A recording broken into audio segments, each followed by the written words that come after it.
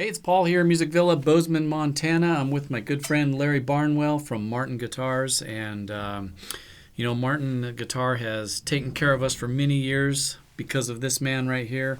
And we've had a great run with Martin Guitars. And today we're going to talk about that. We're going to talk about the top 5 reasons why you'd want to buy a Martin guitar. We just thought it'd be a nice way to kind of let people know the 5 things that we love about Martin guitars, right? Excellent. Yeah. And how, a company as old as Martin, what we got to do is start with my favorite thing is the history of Martin, Huge history there. There's a lot there and far too much to really try to cover in the 5 reasons to buy a Martin guitar, but when you think about it, we're in our 186th year. Yeah. Same family, never been publicly held or publicly traded. It's just it's a marvelous American story. Yep. It really is. And when you think about that 186 years of guitar building, 186 years of innovating, and 186 years of reaching out and dealing with the public on the instruments. And when you think about that, I look at my clothing that all has Martin stuff on it, and that date, 1833. When you think about 1833, and I talk about this a lot when I'm training people or whenever I'm talking to people about, that was before electricity. Yeah. That was before the automobile. Yeah. And I just realized that in thinking about it, that was before the Alamo. Yeah. Yeah. This amazing company has been doing really great for a long time. So we've had a lot of experience in how the things to do and the things not to do.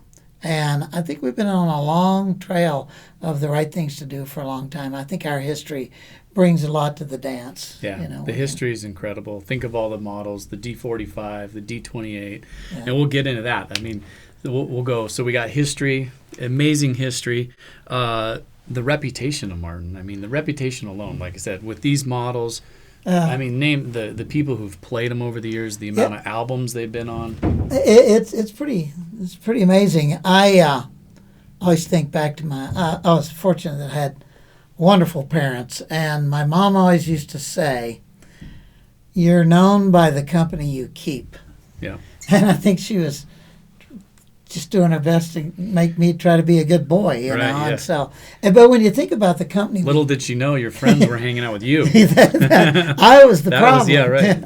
No, but when you think about the roster of people who have played our guitars, and for as long as I can remember, we never paid people to play our guitars. We didn't go and give guitars away. Yeah. We wanted people to play our guitars because they liked the brand and the quality that they got there, starting all the way back with Hank Williams and people before that. But Hank Williams, Elvis Presley, the Beatles, Eric Clapton, Brownie McGee, the blues guys, folk guys, Woody Guthrie. Yeah. People like, and bluegrass guys, the list just goes on and on. Yeah. And I think the association with our brand, those people chose our brand, and even current stars, Still. John Mayer, he's, and recently Ed Sheeran and other people. There's a lot of people that play our instruments,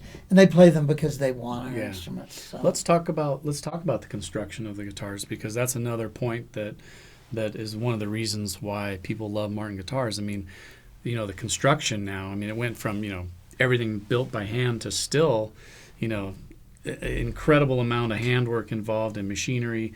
You have the best, body shapes and like some of the most legendary things. The quality today is so good. Well, one thing that we've always done, and I've been impressed with it. We're often pigeonholed as an old company with old thinking, and maybe to a certain extent some of that is true, but it's what got us here. Right. But we have not rested on our laurels. When we saw opportunities for innovation, we took it. And when it was time for mechanization and using machines, we did that, and we do today. But I think if you back up far enough, one of the a couple of the key things that I consider that create the Martin sound and why Martins sound like Martins is you got to start with the structure of the instrument. And I think one of the number one things is our neck to joint, our neck joint to the body combination. All Martin necks are glued in.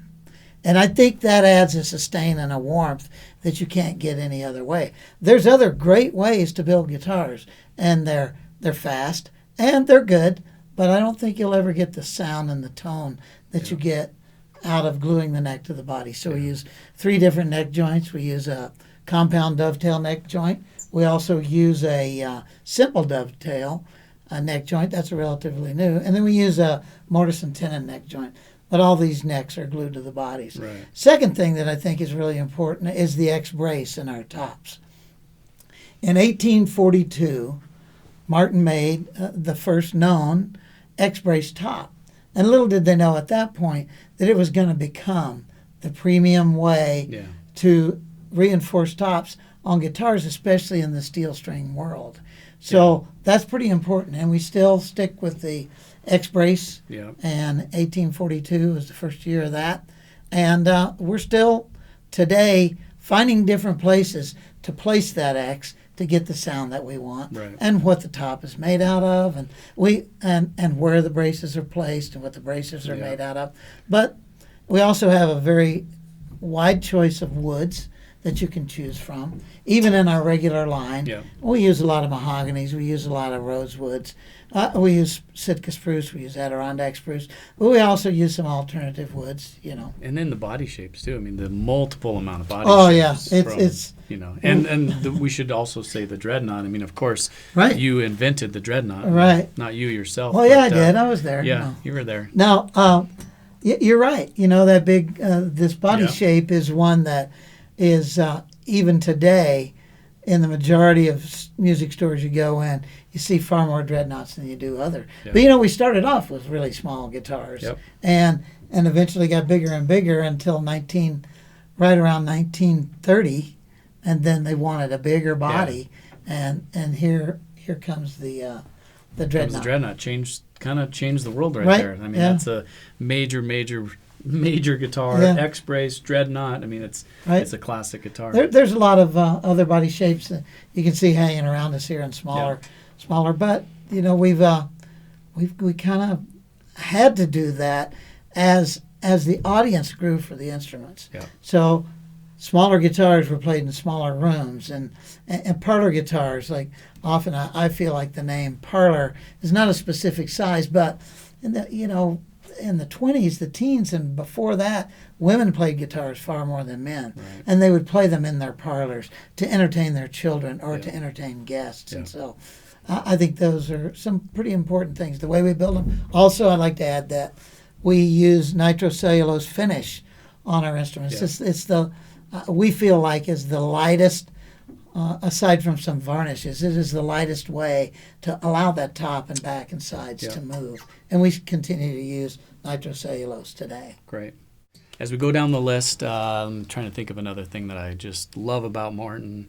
The warranty, you always had a story you told me about your dad's guitar, and it just goes to show that you believe in what you make, and it's it's made in America too, and there's something really cool about a guitar still made in America, still comes with a warranty, and tell us your story about your dad's guitar. It is a great story, and I love recounting it. When I was a kid, my dad came home from the music store with a D18, and I was about 12 years old, and wow, this is exciting. There's a new guitar. Now, we had guitars around, but this was a Martin, and my dad was a pretty smart guy. He said, "Hey, you can play any of these guitars, but don't touch that D18." As soon as I saw the taillights on his truck, I'd have the guitar out and I'd be playing it. And years later, he told me he knew that there was nothing more he wanted me to do than to learn to play the guitar, and everything else He knew how to work you. Whatever he said, you would do the opposite. He told me. He said, everything else I told you not to do, you did. So perfect. But, I'd been at Martin a couple of years, and I went home and visited my dad, and I was playing the guitar. I said, Dad, this guitar needs work.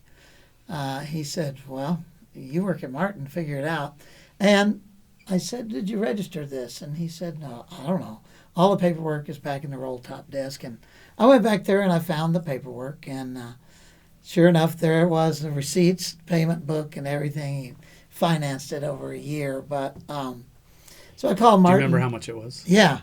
It was $186 right. that he financed with the Household Finance Company, which was a big finance outfit back then. And the payments were, I don't know, 16, 18 bucks a month, something like that.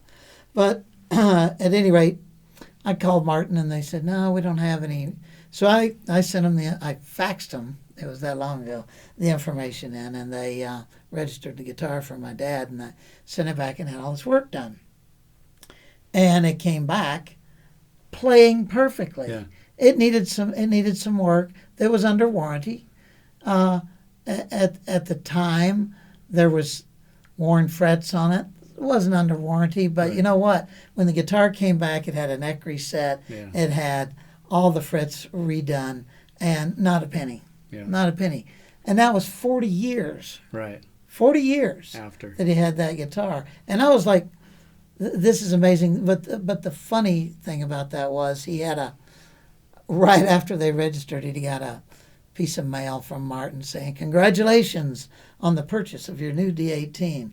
40 years later. Yeah, so that's pretty cool. It is. And I believe in the warranty. Yeah. It's really good. I was in retail for years, and I remember when people would come through the door and say, hey, this guitar has a lifetime warranty, and most of those companies are out of business today. So I believe in it. Yeah, it's always been great. One more thing.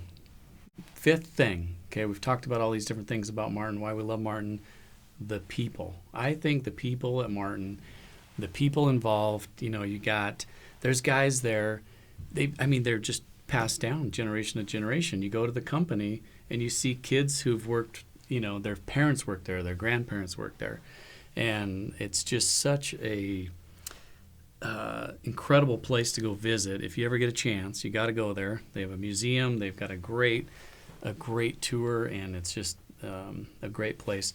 People like you. Thank you. Been our rep for 20 years. Yep. Mm-hmm. Done so much for us here, and I think you're going to retire, and we are going to miss you, and you're my bud. Well, you're mine too. The people are great. Never worked for a better company. Just awesome. I know people all over the plant. I see people there 45 years fitting necks. Yeah. And that's one of the things that goes back to quality and the reputation and the history and all of that stuff. But thank you, Paul. Thank you. Thanks for everything you've done. You bet. I hope it helps. That's it. I think we covered it. I don't want to get too emotional here. This is my buddy. I love Larry. Done a lot for us. So thank you so much. You bet.